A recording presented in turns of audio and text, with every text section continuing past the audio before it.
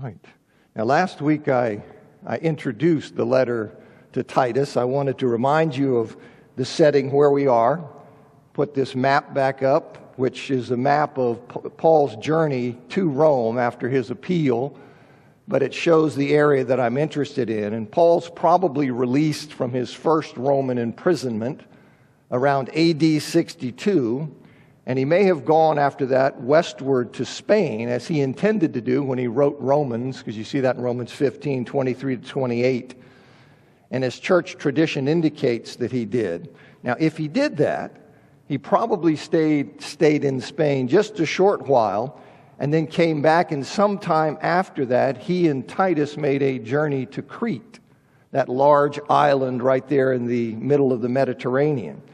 And we know nothing about their time there, except that Paul, when he left Titus there on Crete to take care of some business, most notably to appoint elders in the various cities that had Christian communities there. Now, whether those churches had been planted by Paul and Titus during their time on Crete, or whether those churches had been put there or planted there earlier by some unknown means, we just don't know. But I suspect that when Paul left Titus in Crete, that he headed for Macedonia. And Timothy, who had earlier been dispatched to Ephesus, he then came over while Paul was going into Macedonia, and he met Paul there. I think that's the best way to make sense of 1 Timothy chapter 1, verse 3. So Paul, he then sends Timothy back to Ephesus, and later he writes 1 Timothy around AD 64, and this is when he writes Titus. So he writes both 1 Timothy and Titus around AD 64. We don't know which he wrote first, and we don't know how much gap there was in time between the writing of the two letters. As I said last week, S.M. Ball, he summarizes Paul's his purposes in writing Titus. He says that it was to give Titus specific and general instructions for his ministry in Crete, to remind Titus of Christian doctrines and ethical teachings, and to warn against false teachers and apostate brothers. Now, he also wanted to inform Titus of his desire that Titus join him in Nicopolis after he sends either Artemas or Tychicus to replace him there on Crete. And he also wanted to encourage him to send Zenas and Apollos on their way, meaning to make sure that they were provided for when they left on their journey. Now, when we ended, we were looking at Titus chapter 1, verses 5 to 9, where Paul says that he left Titus there in Crete to handle some unfinished business, which included this appointing of elders in every town, referring to towns where the church had been planted. And he says that an elder is to be blameless. And I made the point, as I have a number of times, that of course doesn't mean sinless.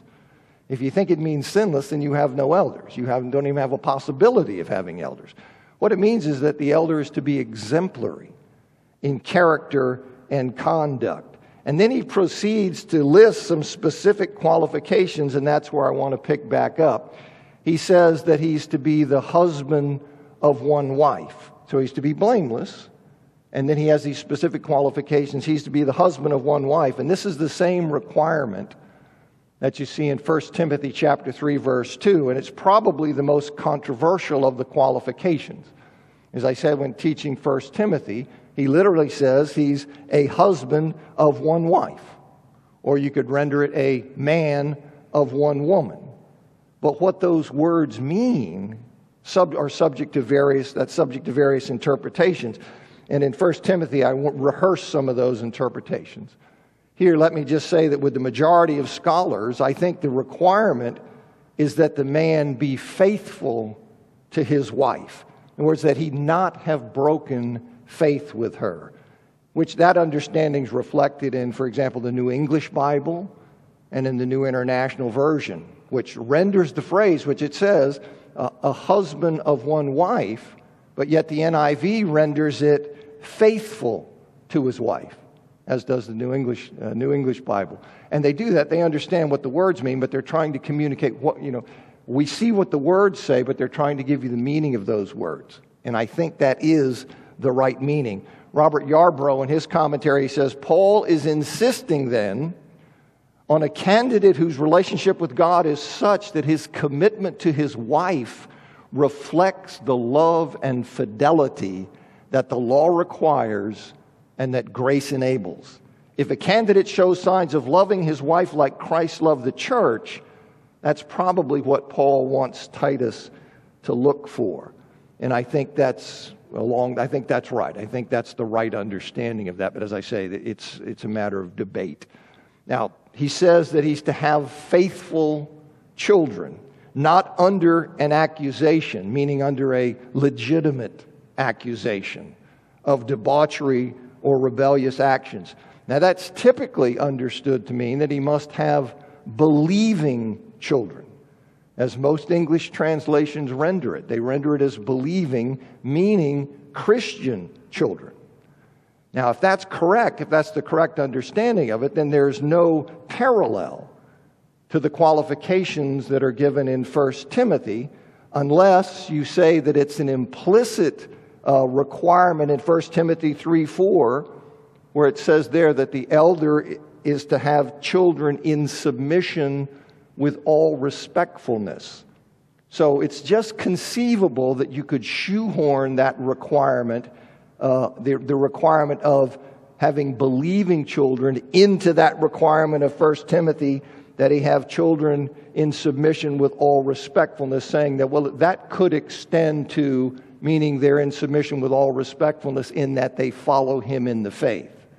Okay, now whether you think that's reasonable or not, I think it's conceivable you could do that. But if that's right, if we go with believing, if that's the correct understanding, then of course it's saying that he has to have at least one child who has been baptized into Christ. That's the presumed meaning. Now I say presumed because I want to leave room for the possibility that Paul simply assumes from that culture that the people he's writing about at the age he's concerned with, that in that culture they would have all been married and had children. In other words, it's conceivable, it's possible that Paul just isn't turning his attention. What about a case where they're not married or they don't have children? Okay? So I would say that, I just want to leave open that possibility. But if we go with the rendering believing, then presumably an elder has to have at least one child who has been baptized into Christ. But going with believing, that's not the only option. It's possible that it means faithful, and in this context, it means that the children are submissive and obedient to their father without regard to converting to Christ. In other words, it just means faithful, that they do what their father wants. They, just as a servant or a steward is said to be faithful to his master when he carries out the master's wishes and the master's orders. Well, the child here would then be faithful to the father in that he would not legitimately be chargeable with debauchery or with rebellious actions. Now, if that's the case, well, then you have substantially the same thing being said in 1 Timothy 3:4. So in other words, it's a parallel in that case where the elder candidate must be managing his own household well in the specific sense of having his children in submission with all respectfulness. So it would just be the same kind of thing there. Faithful children, meaning that they are obedient, faithful, not open to those charges. Good children. So that would be a parallel there. There are a number of scholars think that's the more likely interpretation. Andreas Kostenberger, George Knight, Walter Liefeld, Benjamin Merkel, just that I saw. And Kostenberger, for example, he says faithful probably means obedient and submissive to their father's orders. Compare 1 Timothy 3:11, 2 Timothy 2:2, and 2:13. Note the possible inclusion with verse 9, faithful message. While pistos can also mean believing, and does so most frequently in the letters to Timothy and Titus, this meaning is less likely here in view of the context and the parallel in 1 Timothy 3:4. So that's one of the, just one of the things when you're thinking about what are the requirements. You have this idea of faithful believing. What's he talking about here in Titus? Then he says, not arrogant. This word here, authades, it's variously rendered here as self-willed, overbearing, or arrogant. You see how it's just like English words. They have shades of meaning, and which one you want to lean on, it just depends on your feel for what's being said. So I went with arrogant here, but the only other time this word is used is in 2 Peter chapter 2, verse 10, where there it's commonly rendered despise authority. That's how it's used there. Now, it's not mentioned in the qualifications in 1 Timothy. As I say, there's large overlap in the lists, but there are some things that aren't mentioned. And Titus here, he mentions this, that it's not mentioned in 1 Timothy. That's probably because it was less of an issue in the older church in Ephesus than in these new churches in Crete. You see, it's just, we wonder about that. Why aren't they identical? And I think Paul has a sense for what is going on specifically in Crete, the nature of the churches there, so he stresses and he articulates the requirements slightly differently, tailored to local situations. But we, of course, in God's providence, we have both what he said to Timothy and what he said to Titus. Benjamin Merkel, with regard to this not arrogant, Merkel says, an arrogant person is a self-willed person, one who is constantly insisting that things be done his way. It is the opposite of being gentle or forbearing. So see, Merkel sees this not arrogant as implicit in the requirement to be gentle in 1 Timothy 3:3. He says he is inconsiderate of other people's opinions and feelings and attempts to get what he wants regardless of the cost to others. Such a person does not make a good elder because the elders must work together as a team, seeking the best for the others and not for themselves. A shepherd must be gentle with the sheep and not seek to overpower them by his strong will. And certainly any shepherd could say you have somebody who's arrogant on the team and it's going to be a nightmare. It's just going to be one clash after another. He says, not quick-tempered, and that parallels the requirement in 1 Timothy chapter 3, verse 3, that an elder, he says there, not be contentious or combative. An elder can't be somebody who's got a short fuse, just always spoiling for a fight, eager for argument, conflict, goes off just at the least provocation. That destroys unity. And that destroys harmony, not only within the leadership, it also affects the church. And destroying unity and harmony in a church is terrible, because that is contrary to how we are to be as the blood-bought people of God. So you can't have somebody like that. He says, not given to drunkenness, and that's the same requirement that you have in 1 Timothy chapter 3, verse 3. Now, that doesn't mean, of course, as I said in 1 Timothy, it doesn't mean, of course, that people who are not elders, Christians who are not elders, well, they're free to get drunk. That's crazy, right? Drunkenness is a sin, noted repeatedly in Romans 13:13, Galatians 5:21, Ephesians 5:18, 1 Peter 4:3. And drunkenness has absolutely destroyed and ruined countless relationships, families, and lives. It has just smoked things. If we knew the true cost of drunkenness on a society, the suffering it has inflicted, I think it just boggled the mind. But only God knows that true cost. And so he's saying here that, look, this is cannot be an elder's area of weakness. It can't be something with which he struggles. That disqualifies him. And you can see, because instances of drunkenness can be just devastating. You get drunk and lose your control, and you can say and do things that can just destroy a church. So that's something that he says that's not to be their area of weakness. Now, of course, the same applies by analogy to any other mind-altering drugs. I get a kick sometimes. Somebody say, well, I'm not getting drunk, I'm just stoning.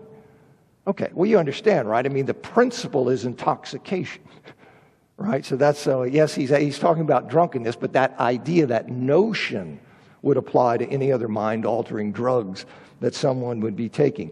He says here that he's not violent. And that's the same requirement in 1 Timothy chapter 3, verse 3, except in 1 Timothy 3, he says not violent, but gentle. Here he doesn't add the but gentle. An elder is not somebody who resorts to physical force or threats of force to get his way. He's not a bully. He's not an intimidator. People aren't afraid of him. That's not to be his character. On the contrary, he's to be gentle in dealing with other people. He's approachable.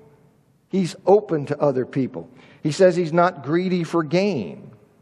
And that parallels the requirement in 1 Timothy 3:3 that he not be a lover of money. Different words, same idea. That he not be a lover of money.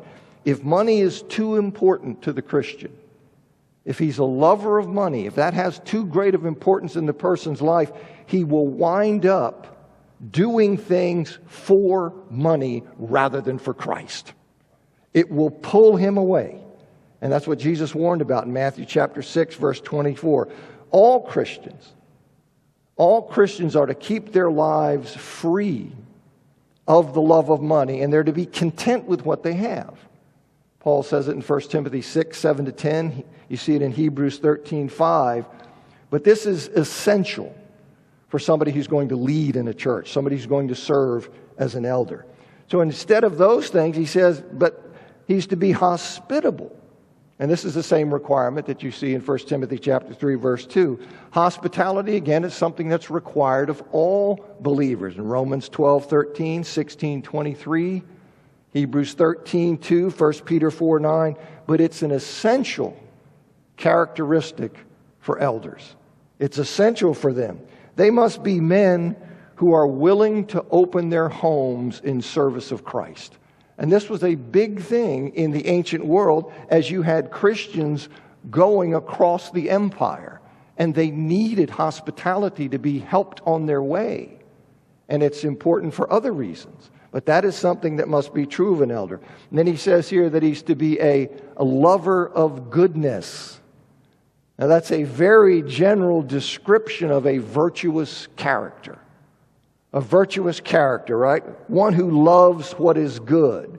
Now, though it's not mentioned specifically in the qualifications that are given in 1 Timothy, it possibly corresponds to a word kosmios that's used in 1 Timothy 3:2 that's sometimes rendered respectable, but it can be rendered as well-behaved or virtuous. So it's possibly paralleled there. He says that the elder candidate has to be sensible. This is the same requirement you see in 1 Timothy 3:2. He has to be sensible, meaning he has to be reasonable. He has to be prudent. He has to be thoughtful. We might say that he has to have his head on straight. That may be our way of putting that. And it's related to self-control. And the sensible person is somebody who carefully considers things. He's just not quickly impulsive and jumps off on things. He carefully considers things for the purpose of taking responsible action. He's reflective and thoughtful. And that's very important because elderships face a sea of difficulties and competing things that are hard to sort through and work through. And you have to take a deep breath and calm down and try to think through things that you face, and that's important. He says righteous. And this word that he uses, dikaios, it's variously rendered here. It's righteous or upright or just. And here it refers to righteous living. Living in obedience to God. It's not included in the qualifications, this particular word in the qualifications in 1 Timothy. But it's implicit, I think, in the requirement in 1 Timothy 3:2 that an elder be respectable. And in the requirement in 1 Timothy 3:7 that he have a good reputation with those who are outside. An unrighteous person would be neither respectable nor would he have a good reputation. And presumably there was some difference in the church. Again, the church there on Crete versus Ephesus, there was some difference in the church or the cultural situation that moved Paul to use that specific term when he was giving the requirements to Titus.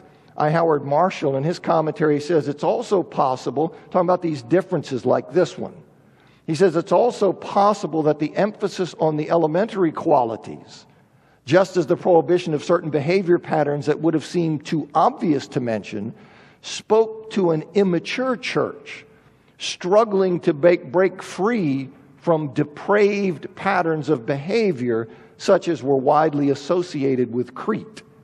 So maybe, see, Paul knows the situation and circumstance, the culture that you have there, these new churches, so he knows, the Spirit of God in Paul knows what he's supposed to say exactly there, and that's what happens.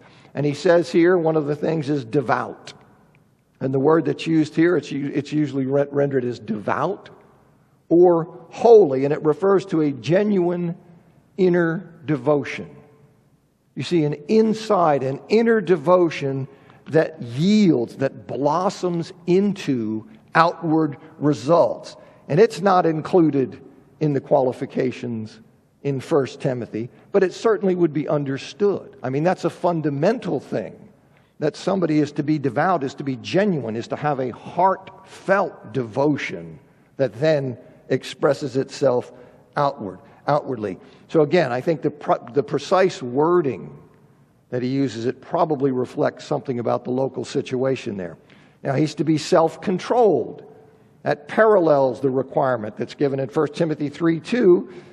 An elder has to be a person who's self-controlled, who's disciplined. See, he's not somebody who's just pulled by impulses. Sees things, it's like, squirrel! It's not like that. He's somebody who's controlled and has discipline in his life, and that's important. And then he says, holding firmly to the faithful word that accords with the teaching. And so the reason for the requirement, that reason for that requirement is then specified in the next clause. He says, so that he may be able both to exhort with sound teaching and to refute those who contradict it. So it corresponds then with skillful in teaching that you see in 1 Timothy chapter 3, verse 2. Now we might say today, as I often put it, that an elder has to be a man of the book. He doesn't have to be a Bible scholar. He doesn't have to have degrees. There are all kinds of ways of learning, right? But he has to be a man of the book. He has to have a sound, correct understanding of Christian theology. And the reason is so he can exhort the sheep in the direction that God calls him to. If he doesn't have a grip or a handle on that, then he doesn't know, how does God want me to urge these people, to build these people? What are they to be? He has to know that, and he has to know the contours of Christian theology so he can refute people who come in and try to attack the sheep. Now, in our culture and society, we tend to think that words and ideas and doctrines and teachings aren't really that dangerous, but they are. Does that mean that every disagreement is something? Of course not. Of course not. But that doesn't mean there isn't such a thing as heresy and there aren't dangerous things. And people, the elders, have to be able to see those things, to recognize what is a serious departure from apostolic doctrine so they can refute it and stop it. And you'll see that as we go on here. All right, he says in verses 10 to 16. So right there, he's talking about they have to be able to teach, hold this word so that they can refute those. And then he says, for there are many rebellious people, empty talkers and deceivers, that is, those of the circumcision, whom it is necessary to silence inasmuch as they are overthrowing entire households by teaching what is not right for the sake of shameful gain. One of them, a prophet of their own, said, Cretans are always liars, evil brutes, lazy gluttons. This testimony is true. For this reason, rebuke them sharply, so that they may be sound in the faith, not paying attention to Jewish myths and the commandments of men who turn away from the truth. All things are pure to the pure, but to the defiled and unbelieving, nothing is pure. Indeed, both their minds and consciences have been defiled. They claim to know God, but by their actions they deny him, being detestable and disobedient and unfit for anything good.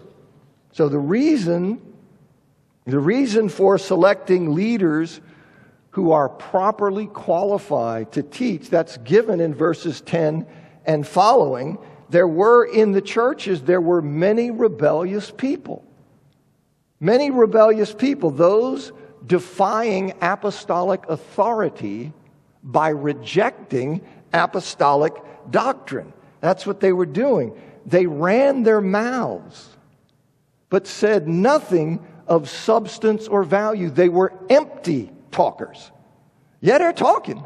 They're saying stuff, but they said nothing of substance or value. Rather, they deceived people. They were empty talkers and deceivers. They deceived people with their false teaching, pulling the people from the truth. Now, if that word I've mentioned before, malista, if it is here, if it's rendered especially, as it commonly is, if that's the right meaning here, well, then those of the circumcision, they are the foremost offenders. But if that word malista here means specifically or namely, as I've rendered it, that is, if it means that, well, then they are specifically the group in mind. But as Christopher Hudson says in his commentary, here it really doesn't make much difference, because he says whether the adverb malista means specifically or especially is of little consequence here. Whether those of the circumcision are the only group pastoral Paul opposes or one of several, they are his primary targets, and he does not identify others.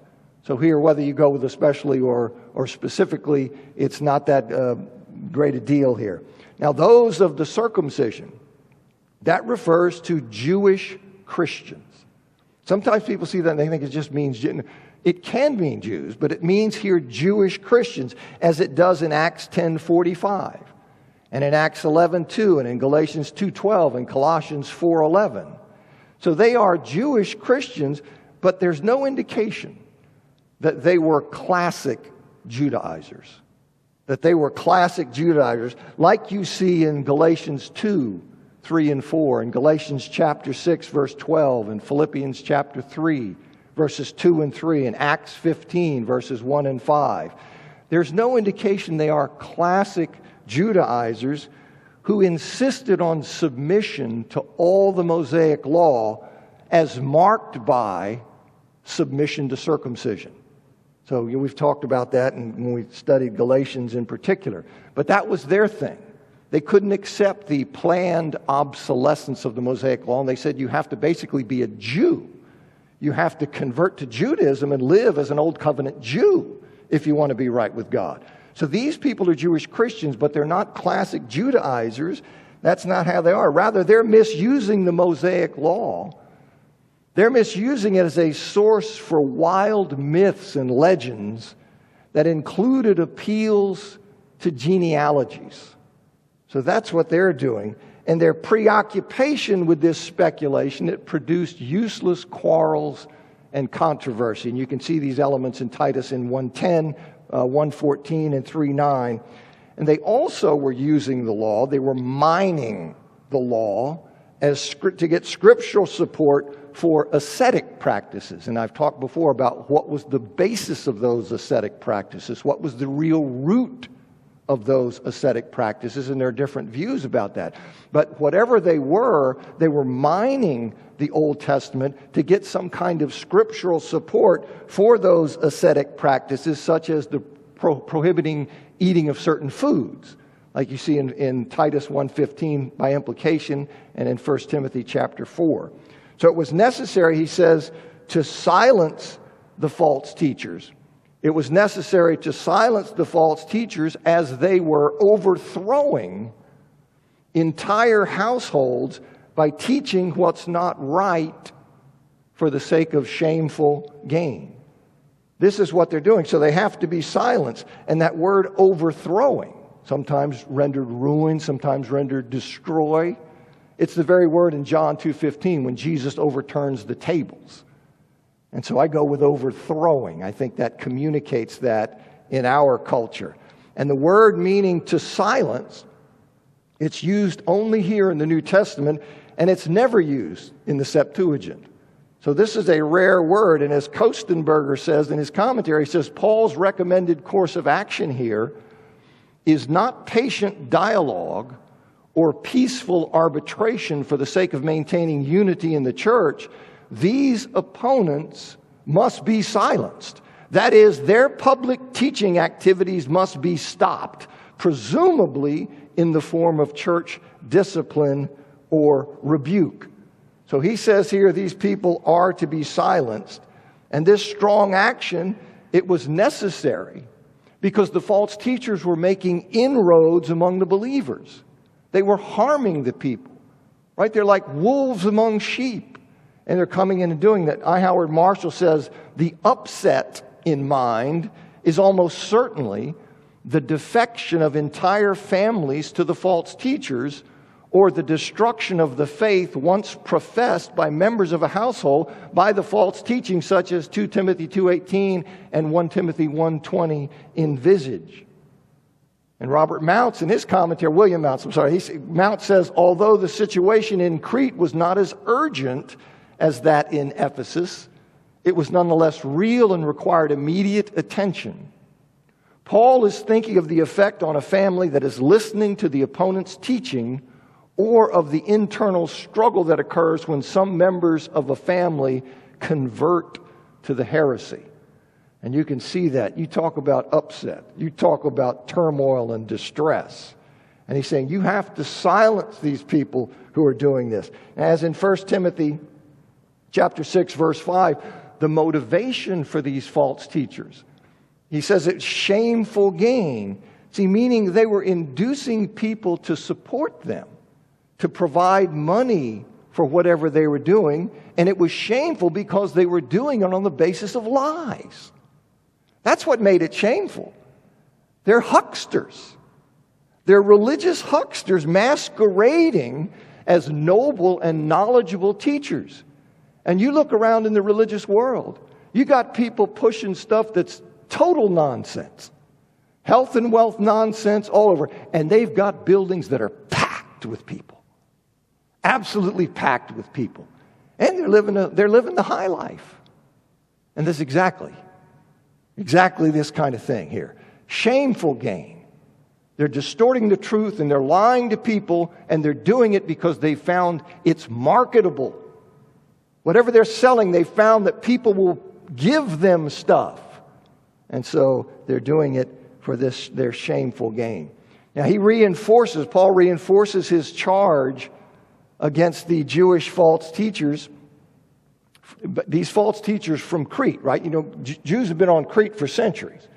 So these Jewish believers who are from Crete, he reinforces his charge against them by quoting a famous Cretan, a well-known famous Cretan who acknowledged the defective character of his own people. And so Paul he's got these Jewish false teachers from Crete, and he now goes and refers to a well-known Cretan who acknowledges the defective character of Cretans. And this person was probably Epimenides, who's a 6th century BC teacher and philosopher and poet. He was called by Plato, Aristotle, and a number of other ancient authors, he was called a prophet by them. So Paul's not claiming, when he refers to him this way, he's not claiming that this person was a prophet of God, that he was a divinely inspired spokesman, but he's simply using the cultural title of this well-known speaker, this well-known writer. And I say probably Epimenides. It could have been Callimachus from the 3rd century BC. Some think that. But this famous Cretan, he declared, in keeping with the widespread reputation of Cretans in antiquity, very widely spread. They were viewed this way. But he declared, in keeping with that reputation, that Cretans are always liars, evil brutes, and lazy gluttons.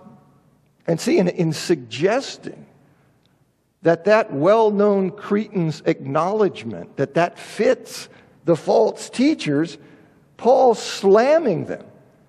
He's slamming them as liars who are characterized by wild behavior, evil brutes, and uncontrolled appetites, lazy gluttons. So he slams those false teachers that way. As Philip Towner says in his commentary, he says, religious lies have been told as truth, which, along with impious and reckless conduct, places these teachers squarely into the category of classical Cretans who are famously corrupt.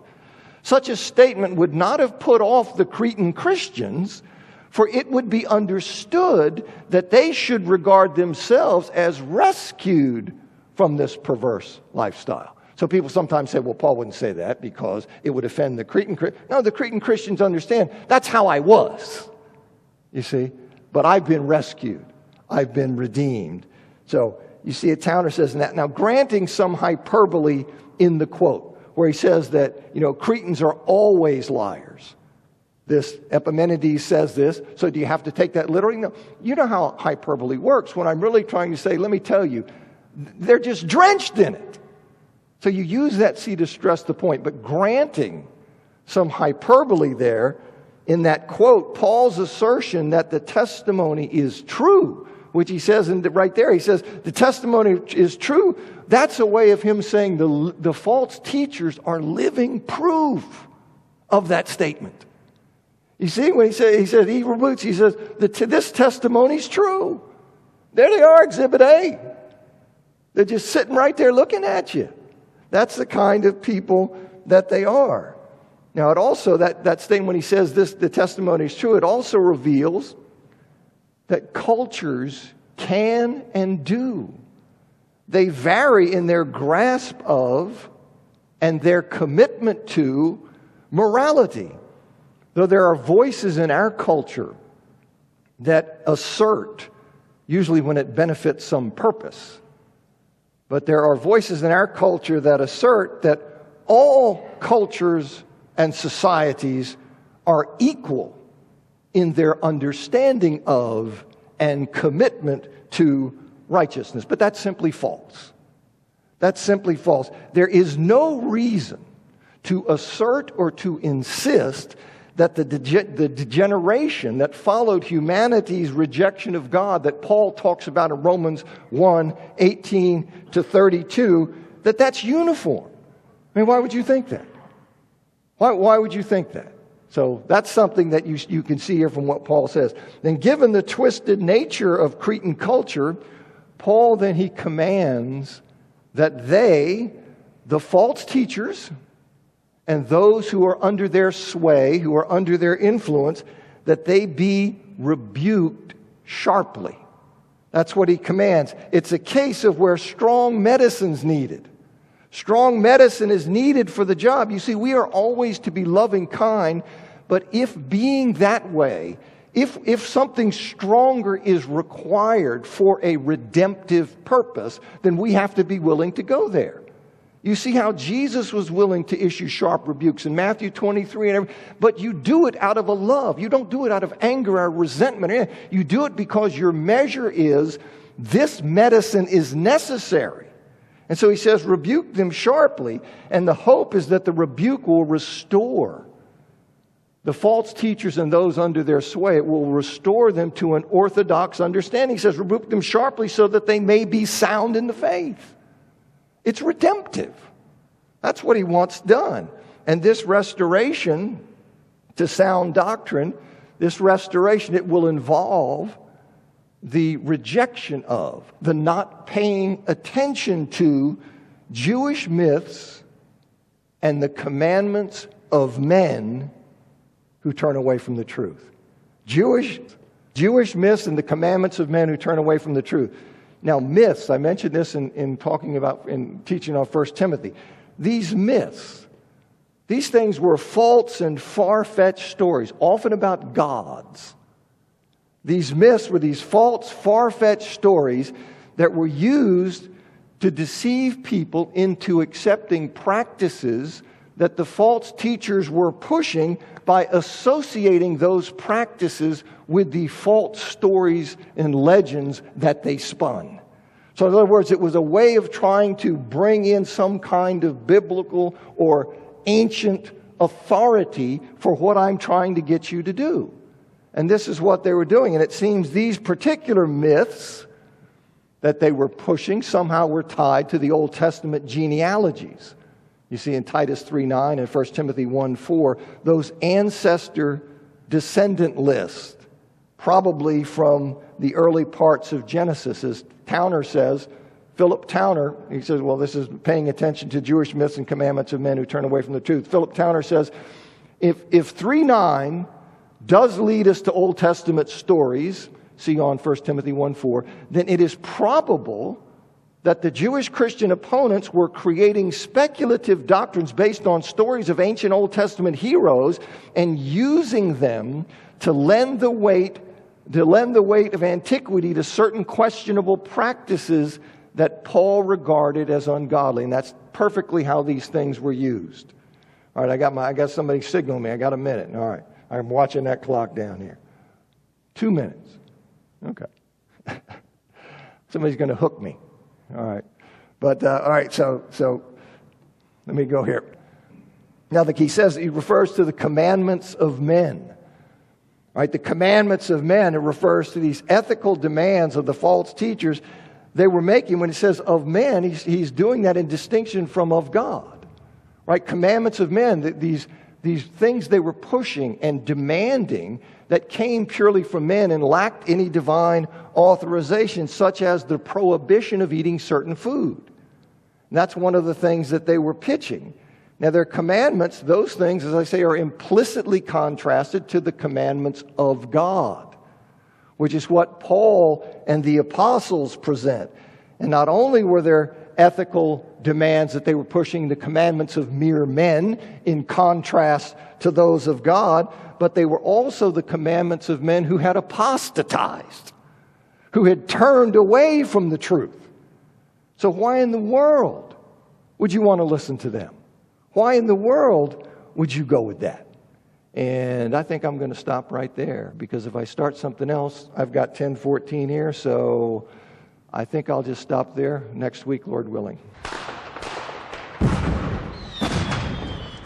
Sees things, it's like, squirrel! It's